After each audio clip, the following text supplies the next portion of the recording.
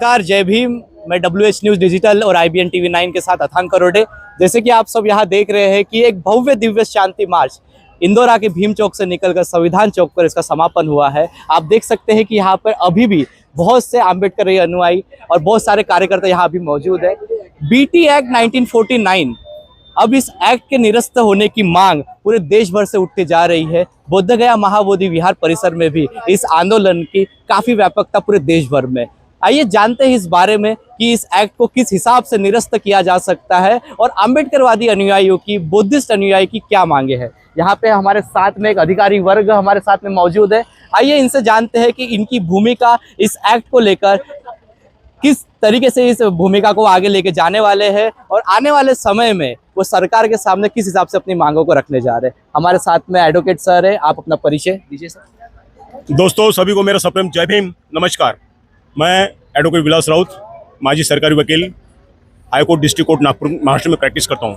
आज आप देख रहे हैं कि जो BT एक्ट 1949 के लिए यहाँ पे जो जमाव है, जो लोग यहाँ पे मांग कर रहे हैं कि इसको निरस्त किया जाए, किस हिसाब से देखते हैं, किस पैरामीटर में देखते हैं आप कि इसमें बदलाव हो सकता है? क्या सरकार इसको निरस्त करने जा रही है? मित्रों, सरकार ने इस एक्ट को निरस्त करना ही चाहिए, क्योंकि सरकार को पता है कि एक्ट जो है 100% ये गैर कानूनी एक्ट है। आप देख सकते हैं कि इतनी पुरानी डिमांड है, कई 75 मेरे ख्याल से 80 साल पुरानी डिमांड है। ये महाबोधि विहार जो है ये सेपरेट केवल बौद्धों के लिए होना चाहिए, लेकिन आप देख सकते हैं इतने सारे जाति धर्म इस इंडिया के अंदर में है। आर्टिकल 25 का इंसर्टेशन डॉक्टर अंबेडकर जी ने अपने इंडियन कॉन्स्टिट्यूशन के अंदर डाला है, जिसके तहत हर धर्म के लोगों को उनका प्रचार प्रसार करने का स्वातंत्र्य दिया गया है।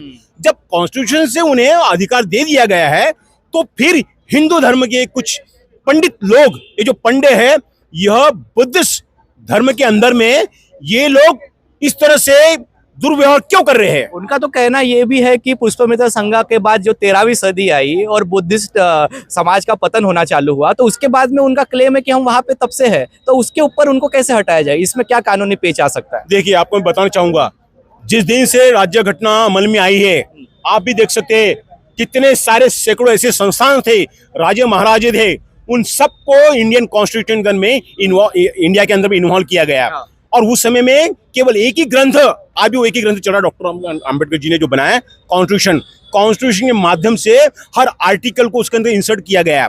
धर्म के बारे में, राजनीति के बारे में, हर सब्जेक्ट के बारे में डिटेल में इंक्वायरी करके पूरे डिटेल्स, उनके जितने भी डिबेट्स है, ये सारे होने के बाद में ये कॉन्स्टिट्यूशन को फाइनलाइज किया गया। और कॉन्स्टिट्यूशन के मुताबिक कोई भी एक्ट जो कॉन्स्टिट्यूशन होने के बाद में उसको निरस्त कर दिया गया।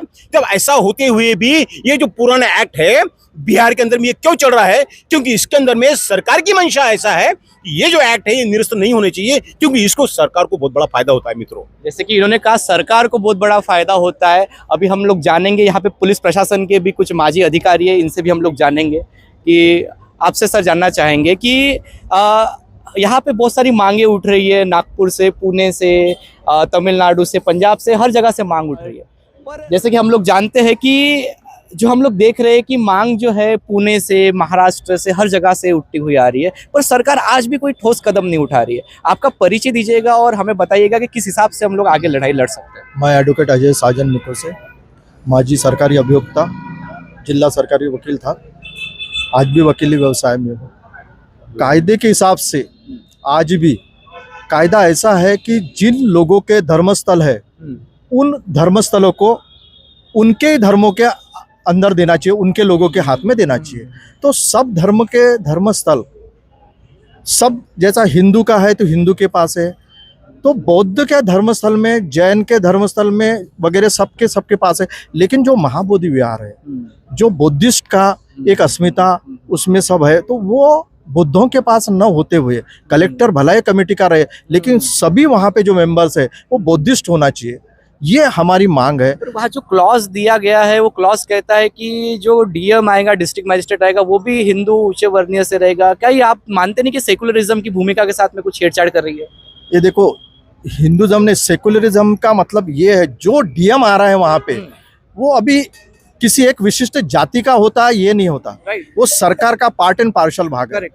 तो वो सरकारी आदमी होने की वजह से किसी धर्म का जाति का कोई संबंध नहीं है, राइट। पर वो अकेला आदमी रहेगा और बाकी जैसे 7 लोग वो कमेटी में रहेंगे तो उससे सब फर्क पड़ेगा ना, अकेला आदमी क्या कर सकता है। करेक्ट। बराबर वहाँ पे मेंशन किया गया है पर्टिकुलरली कि डीएम शुड बी हिंदू।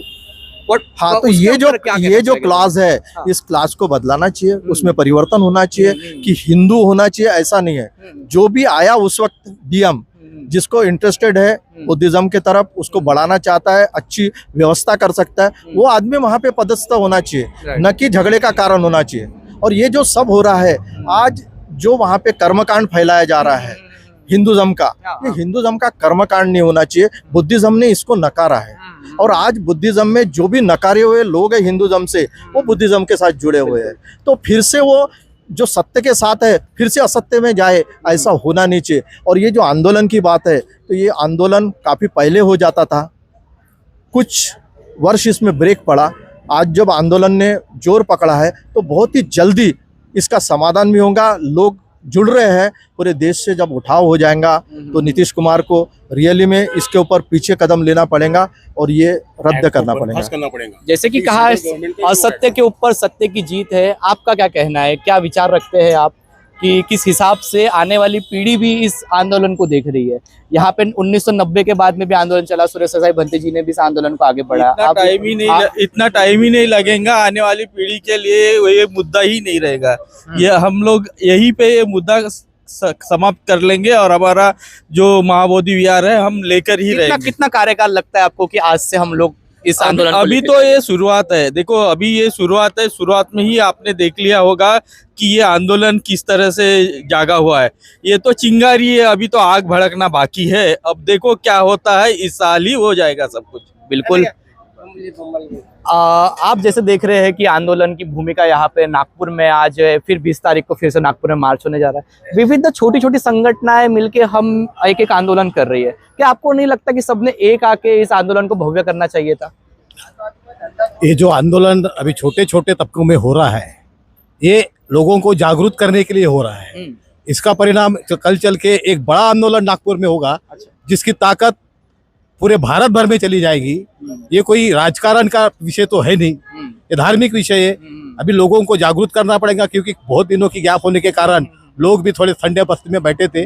अब उनमें ऊर्जा निर्माण हो रही है और जैसे जैसे ऊर्जा निर्माण होगी, और नागपुर ये ऊर्जा नगरी है, यहाँ से ऊर्जा शुरू हुई तो ऊर्जा रुकने वाली नहीं है। इसका डिसीजन हम लेके रहेंगे, महाबोधि महाविहार लेके रहेंगे, इतनी बात सच है।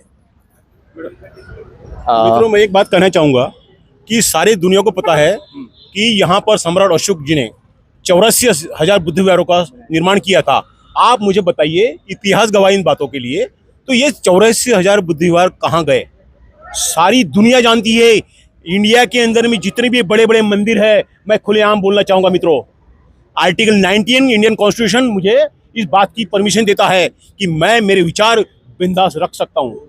मित्रों, वकील इस नाते से मैं अपनी बात रखना चाहूँगा। आर्टिकल 19 फ्रीडम ऑफ स्पीच है इंडियन कॉन्स्टिट्यूशन के अंदर में, उसके तहत मैं बोलना चाहूँगा कि इंडिया के अंदर में 84,000 बुद्ध विहार गए कहाँ? आज आप देखिए, जितने भी बड़े बड़े मंदिर हैं, अगर आप अंदर में झांक के देखेंगे तो यहाँ वहाँ पर आपको बुद्ध की मूर्तियाँ दिखाई देंगी। आप देखिए, जहाँ जहाँ आप खोद काम करोगे पूरे इंडिया के अंदर में हर जगह वहाँ आपको बुद्ध निर्माण हो, बुद्ध दिखेंगे आपको। हम लोग शांतिप्रिय लोग हैं, अगर हम चाहते ना तो 84,000 बुद्ध विहार को हम लोग ढूंढ के निकालते थे, लेकिन हम ऐसा कतई नहीं करेंगे, क्योंकि जिस इंसान ने पूरी दुनिया को शांति का संदेश दिया है, उस इंसान के विचारों पे हम चलने वाले लोग हैं। अगर ऐसा होता तो ये आज इस भारत देश की कंडीशन अलग होती है। आप इस भारत देश को बुद्ध की भूमि कहा जाता है। इस भारत देश के अंदर में बुद्ध यहाँ पर पैदा हुए, बुद्ध यहाँ उन्हें नॉलेज प्राप्ति हुई और महापरिनिर्वाण दिन भी बुद्ध का यही हुआ। इसके बावजूद पूरा वर्ल्ड जानता है, वर्ल्ड के इतने सारे देश इंडिया में आते हैं केवल बुद्ध की वजह से आते हैं। यहाँ करोड़ करोड़ रुपए का जो दान मिलता है, जो प्रोडक्ट मिलता है, हमें जो लोन मिलता है, केवल बुद्ध की कंट्री, इसलिए हमें चाइना, जापान, इंडोनेशिया, ये जो बड़े बड़े जो कंट्रीज है, ये हमें लोन क्यों देते हैं? क्योंकि उन्हें पता है ये बुद्ध की धरती है। और बुद्ध की धरती के लिए उन लोग लोन देते हैं। अब सारी दुनिया को पता है बुद्ध की धरती है, उसके बावजूद भी हम लोग शांत है, शांत प्रिय तरीके से हमारे आंदोलन कर रहे हैं। लेकिन जो इलीगल एक्ट है, जो बिहार का सारी दुनिया जान रही है, कई सालों से आंदोलन चल रहे हैं, फिर भी यहाँ की सेंट्रल गवर्नमेंट सोई क्यों है? अरे भाई, सेंट्रल गवर्नमेंट ने अगर चाहा ना तो एनी टाइम बिहार का जो एक्ट है वो रद्द कर सकती है, सेंट्रल गवर्नमेंट चाहे तो। क्योंकि पता है सेंट्रल गवर्नमेंट को कि इतने सारे SC ST के खासदार सेंट्रल गवर्नमेंट के अंदर बने बैठे हैं। जिस दिन इन खासदारों को उनके असलियत के बारे में पता चलेगा और वो जब समर्थन वापस ले लेंगे, ये सरकार धड़ल्ले से गिर जाएंगे। मित्रों, आप सोचिए, अगर सरकार गिरती है तो सरकार को हमारी बात मानना ही पड़ेगा। इसलिए सबसे पहले हम जितने भी लोग हैं, आमदार, खासदार, बड़े बड़े मंत्री, मिनिस्टर लोग, हम लोगों ने सोचना चाहिए कि बुद्ध के धरती के ऊपर में बुद्ध का राज है कई सालों से, लेकिन यहाँ की मनवादी सरकार ये बुद्ध को अपने कब्जे में ले रही है। आप सोचिए, गौतम बुद्ध कभी किसी हिंदू धर्म का अवतार रहा है? लेकिन कितनी झूठ बात फैलाई जा रही है कि गौतम बुद्ध को विष्णु का अवतार कहा जाता है। ये कहाँ के न्याय है? ये सारी झूठ बातें पूरी दुनिया में फैल रही है, लेकिन दुनिया जानती है लॉर्ड बुद्ध क्या है। इसलिए शांति का संदेश यहाँ से, इंडिया से पूरी दुनिया को जाता है मित्रों, और ये एक्ट रद्द होना ही चाहिए और होके रहेगा। निश्चित ही सब लोगों की भूमिका यहाँ पर BT एक्ट 1949 को रद्द करने वाली है। यहाँ पे आशावंत है और यहाँ पे सभी लोग ये चाहते भी है कि बुद्ध की जन्मस्थली, बुद्ध को जहाँ पे ज्ञान प्राप्ति हुई वो स्थल उन्हें प्राप्त हो। हम आशा करते हैं कि महाबोधि महाविहार एक्ट 1949 को रद्द करने के लिए सरकार सकारात्मक भूमिका निभाएंगी और यहाँ के बुद्धिस्ट और दुनिया के बुद्धिस्ट लोगों को न्याय देने का काम करेंगी। मैं WH न्यूज़ के साथ अथांग अनिल करोडे, धन्यवाद, जय भीम।